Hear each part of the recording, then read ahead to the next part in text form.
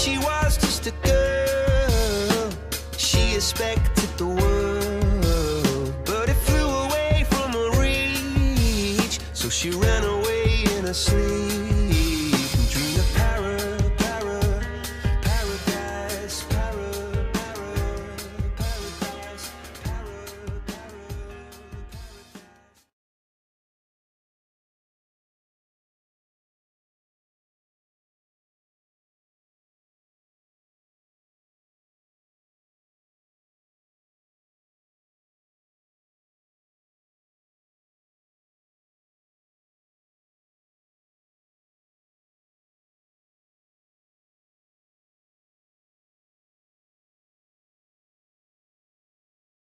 So, do you know anything about how welfare or government assistance has changed over time? Well, it used to not exist, but it's been kind of on an increasing trend to more assistance in the United States. Starting off with the New Deal, getting a lot more steam with LBJ's Great Society. The welfare state was a pretty cool idea well, I wouldn't say that we have the same system as a lot of countries around the world. Socialism and welfare sometimes has a dirty name in American society, but we have been increasing what we want to offer for people in terms of government assistance. I know that in the 1990s, under the Clinton administration, there was welfare reform and many benefits were cut in an effort to make the system more efficient. Lately, there's been Obamacare, and there's been different programs to help people in need that have increased the welfare reform.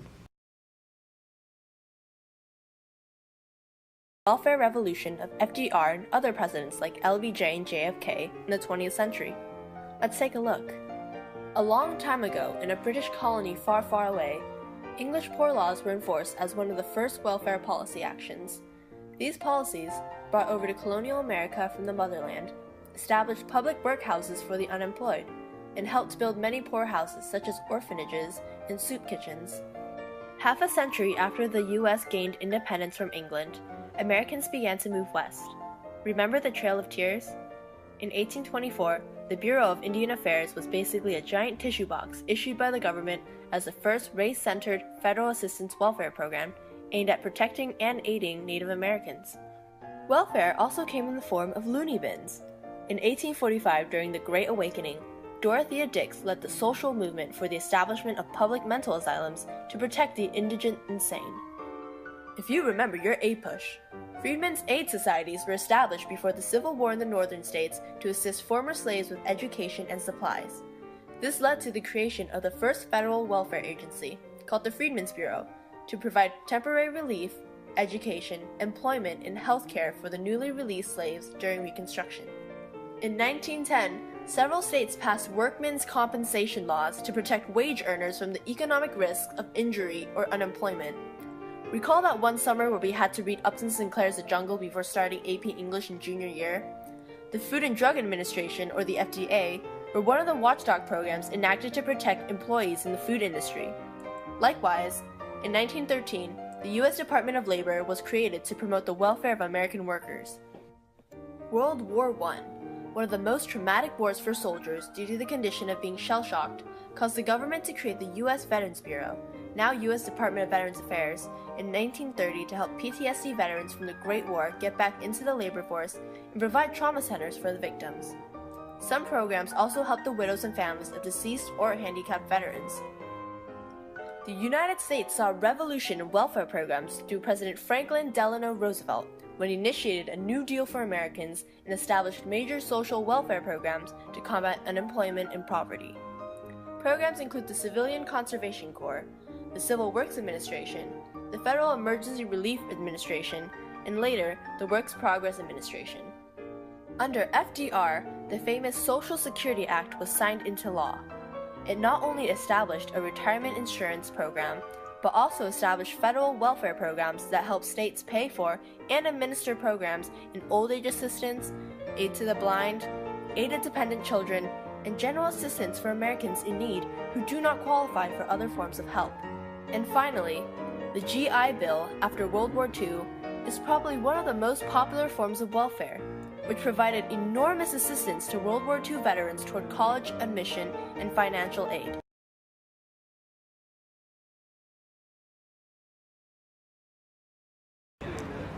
Do you think government assistance should be revoked? I think they should be provoked because the Republicans in the upper class are paying more for the lower class who aren't working, basically, and that's what I think. I don't have too much knowledge about it, but that's like my belief. Do you know anybody that's on welfare?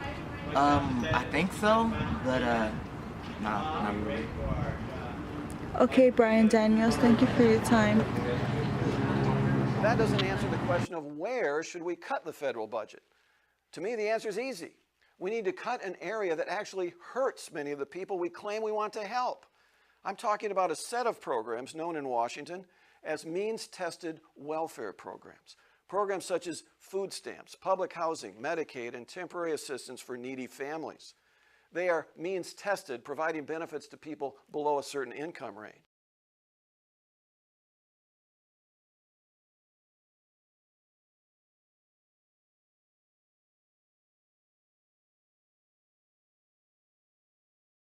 Are you employed? No. How do you feel about that? I'm comfortable with it, and I feel like I don't need to look for one because I get a check from the government every month. How much do you collect in benefits? I get $780 in food stamps, $500 in TANF, and I get Medicaid and WIC.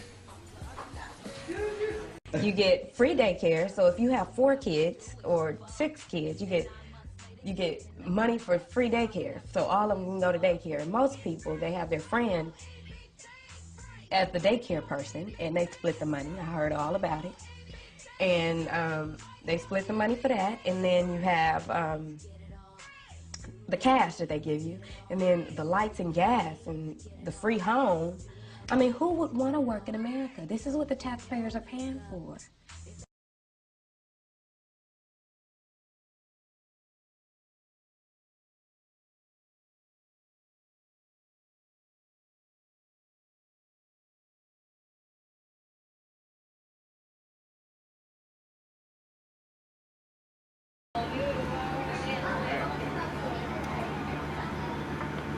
Do you know anybody who uses government assistance or is in need of it?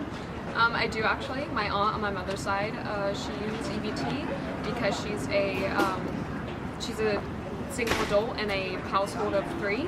So it's hard for her to support herself and support the amount that she has to pay for rent while still buying her own food and stuff. And she's really trying to save up for buying a car to make sure that she can have her own transportation. So she does use EBT to try to support her needs when it comes to groceries and stuff like